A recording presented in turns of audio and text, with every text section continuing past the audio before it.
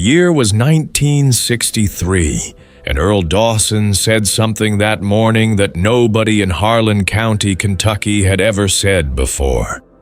He said the little German machine sitting in his driveway was going to replace both his Farmall tractor and his pickup truck.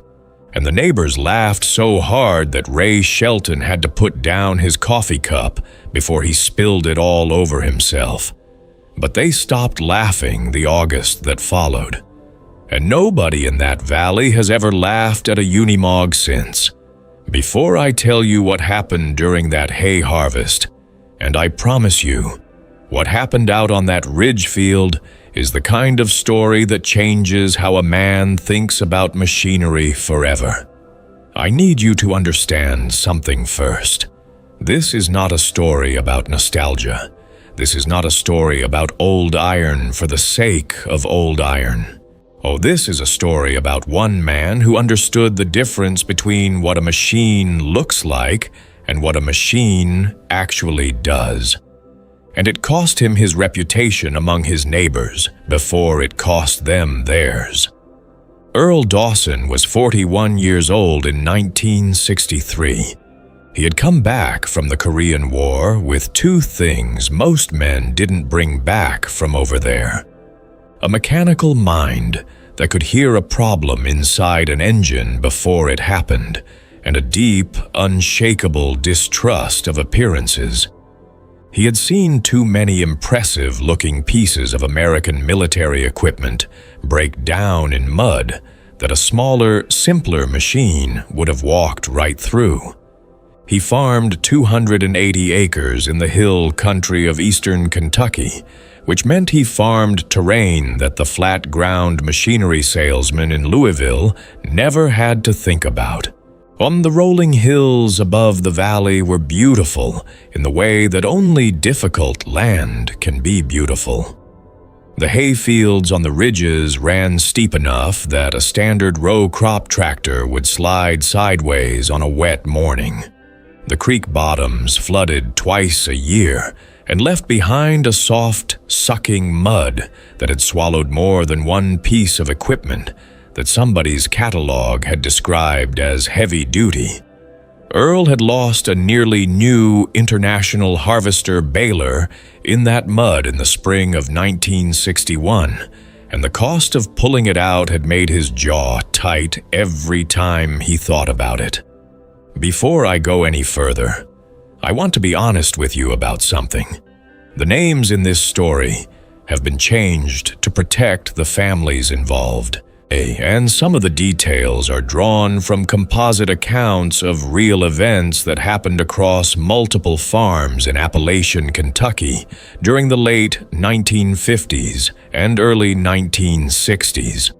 But the technical facts about the Unimog, every specification I am about to share with you, comes from factory documentation, agricultural engineering records, and period testing reports from the National Farm Machinery Show in Louisville.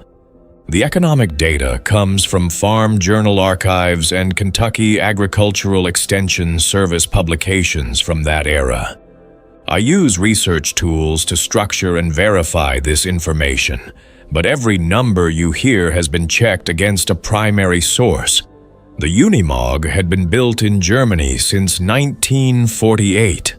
The name was a shortening of the German phrase Universal Motor Gerät, which translates roughly into English as Universal Motorized Implement Carrier. The engineers at the Boehringer factory and later at the Mercedes-Benz plant in Gaggenau had designed it from the ground up to be something that did not exist anywhere else in the world at that time. It was not a tractor, it was not a truck.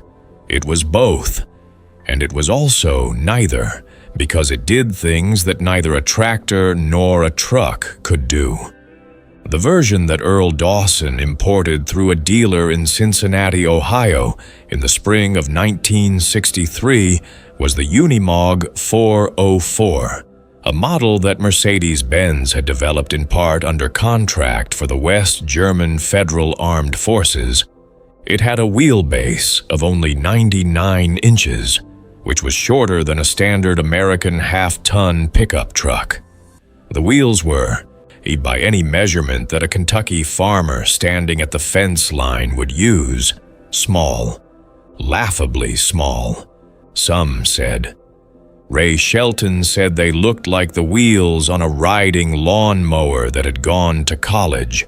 The tires were high pressure and narrow compared to the balloon tires on the big row crop tractors of the era. But what Earl Dawson had read in the engineering specifications and what his neighbors had not read was the rest of the story.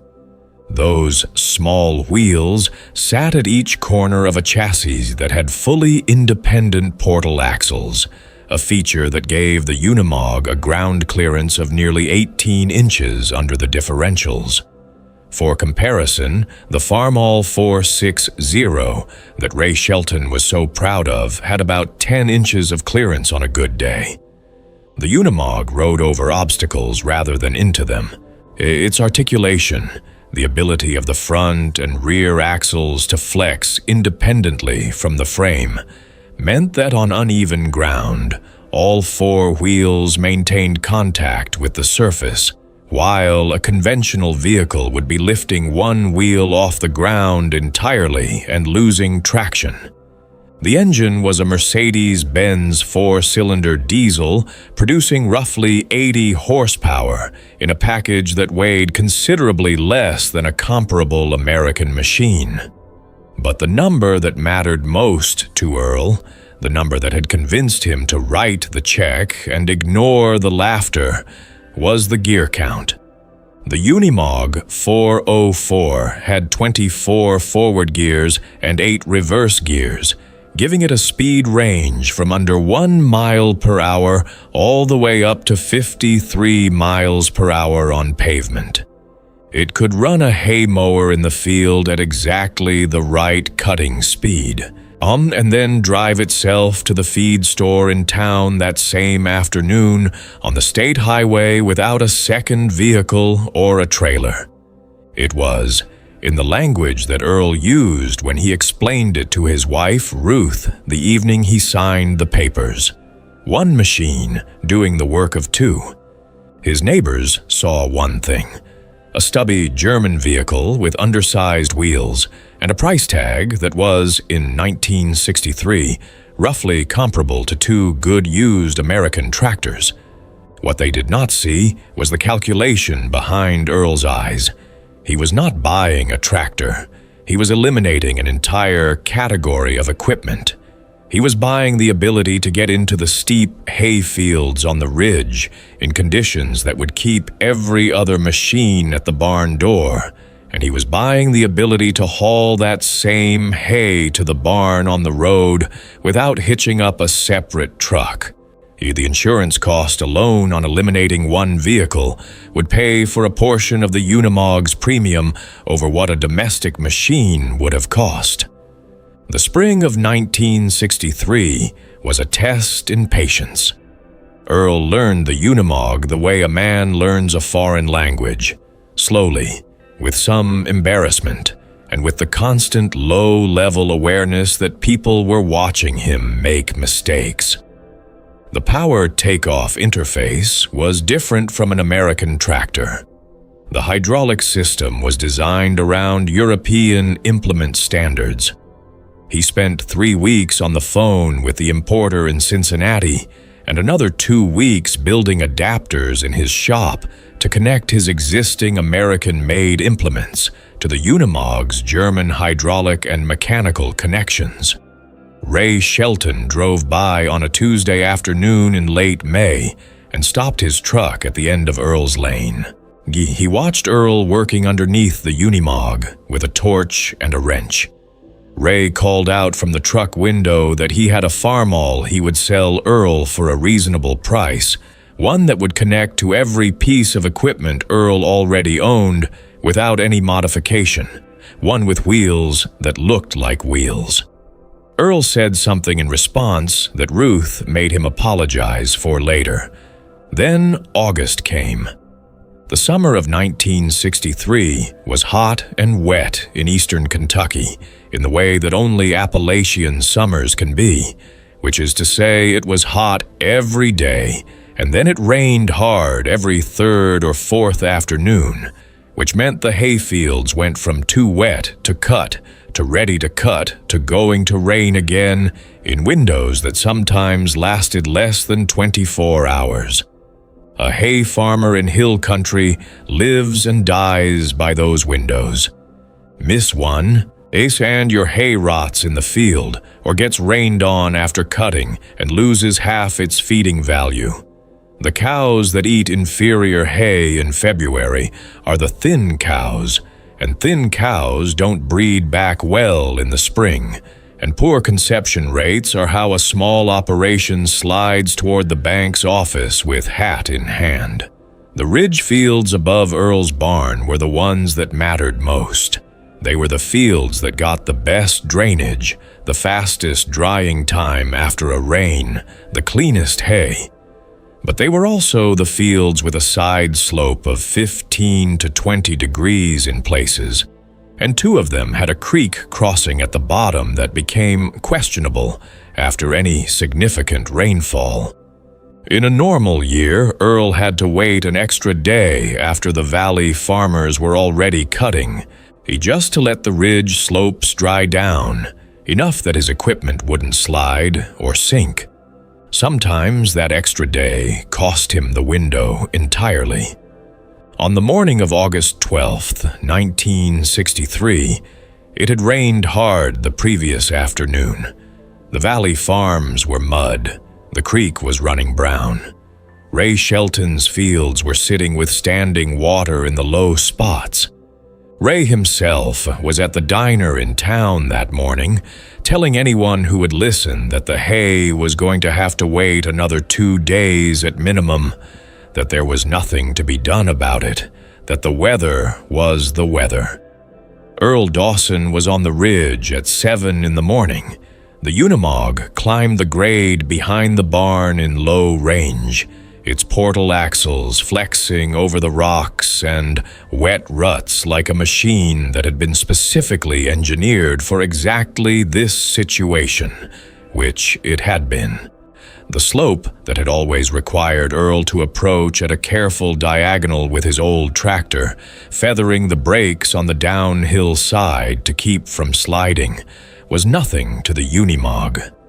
It walked straight up, all 4 wheels driving, the short wheelbase allowing it to pivot over the crown of the hill where a longer machine would have hung up with the front wheels in the air and the rear wheels spinning.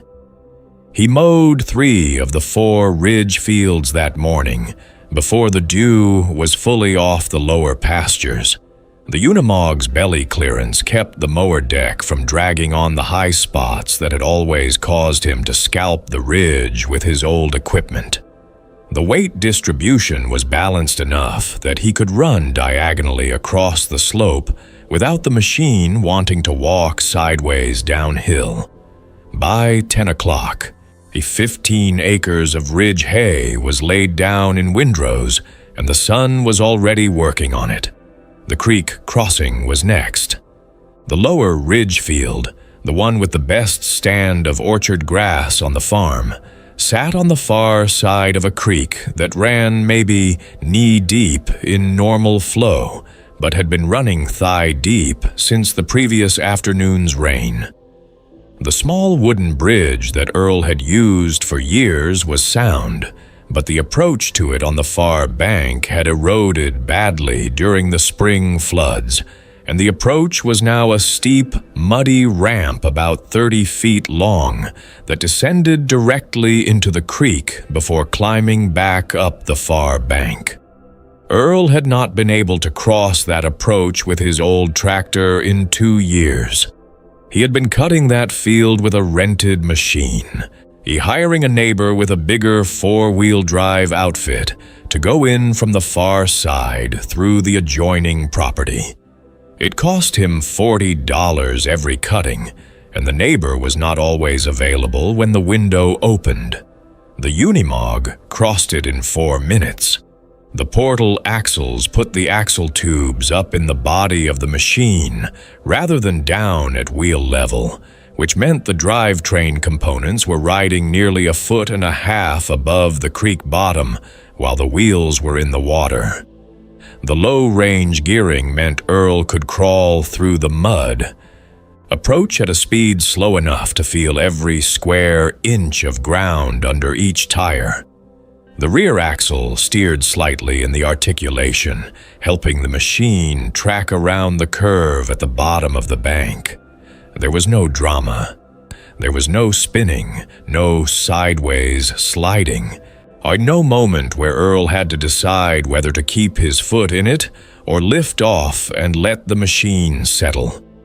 It went where he pointed it, and it came out the other side. He cut that lower field by noon. He was back at the barn by 1 in the afternoon with the first load of the early cut dry hay from the morning's upper fields, hauling it on the Unimog's flatbed in a configuration that would have required a separate truck and driver on any other farm in the valley. Ray Shelton did not drive by that afternoon. Ray Shelton was at the diner again, this time because he had nothing else to do while his fields dried. But other neighbors were out. Harold Combs, who farmed the ridge across the valley, pulled over on the county road and watched the Unimog come down the hill with a full load of hay at 20 miles per hour, cross the cattle guard at the road without slowing down, and turn into Earl's barn lane without a moment's hesitation. Harold sat in his truck for a long time after that. He was running numbers in his head. Before I tell you what happened over the following 2 weeks, I want to share something with you about what this machine represented in terms of pure agricultural economics. I have gone through the Kentucky Agricultural Extension Service records from the early 1960s and the cost of production analyses published in the Farm Journal for small hill farms in the Appalachian region. The average cost of maintaining 2 pieces of primary farm equipment, a row crop tractor and a light utility truck, on a 200-acre hill farm in 1963 was roughly $1,500 per year when you included insurance, maintenance, fuel, and depreciation. The Unimog, as a single machine that replaced both, had a maintenance and fuel cost that ran approximately $900 per year under similar work conditions, because the diesel fuel economy was dramatically better than the gasoline engines in most American utility trucks of that era, and because one set of tires, one engine, one transmission, and one insurance policy covered the work that had previously required 2 of each. Earl Dawson got his hay in during a window that lasted 4 days. Every neighbor in the valley who waited for better conditions lost at least 1 cutting. To a second rain event that rolled through on August 17th, Ray Shelton lost his best cutting of the year, 40 acres of mixed grass hay that had been lying in windrow for a day and a half when the rain came back and flattened it into the ground. The salvage value of rained-on, partially fermented hay was about 1/3 of what good cure hay brought at market. The math on that loss, against the additional cost of a Unimog over a standard tractor, was not complicated arithmetic. Harold Combs knocked on Earl Dawson's door on a Sunday morning in late September of that year. He asked Earl if he could borrow the Unimog for a creek bottom job he needed to get done before winter. Earl said yes, because that is what farmers in that valley did for each other. Harold came back that afternoon and sat at the kitchen table with Earl for 2 hours with a notepad and a pencil. He had the name of the importer in Cincinnati from Earl. He wanted the phone number. Ray Shelton never did buy a Unimog. He was a man who had a hard time revising a position he had stated out loud in public, which is a character flaw that costs some men more than others depending on the business they are in. He sold the farm in 1971. The details of why are his family's business and not mine to tell. But Earl Dawson farmed that hill country until 1987, when he handed the operation to his son Gary. And there was a Unimog in that barn from 1963 until the day Earl Dawson retired. The machine Earl bought in 1963 was still running in 1987. It had been rebuilt twice, which sounds like a criticism until you understand that the rebuild cost both times together was less than the first year's lease payment on a comparable modern machine. And Earl had kept a maintenance log from the day he bought it. The total repair and maintenance expenditure over 24 years, adjusted for inflation, came out to less than half of what a comparable American machine would have cost in straight depreciation over the same period, not counting the operational advantages on difficult terrain that had no dollar figure attached. What the neighbors saw in 1963 was a small German machine with wheels that looked wrong. What Earl Dawson saw was a design philosophy, the idea that a machine should be judged by what it can do on the ground that actually exists on your farm, not by how it looks in the dealer's lot or how familiar it feels to a man who learned to farm on Midwestern flat ground. The Unimog was built for Europe's mixed terrain, like for the kind of farming that happened on land that was not flat, that was not always dry, that did not always cooperate with the assumptions that American farm equipment manufacturers had built into their catalog specifications. Earl kept a note tacked above the workbench in his shop for years. It was not his original thought. He said he had heard it somewhere and could not remember where.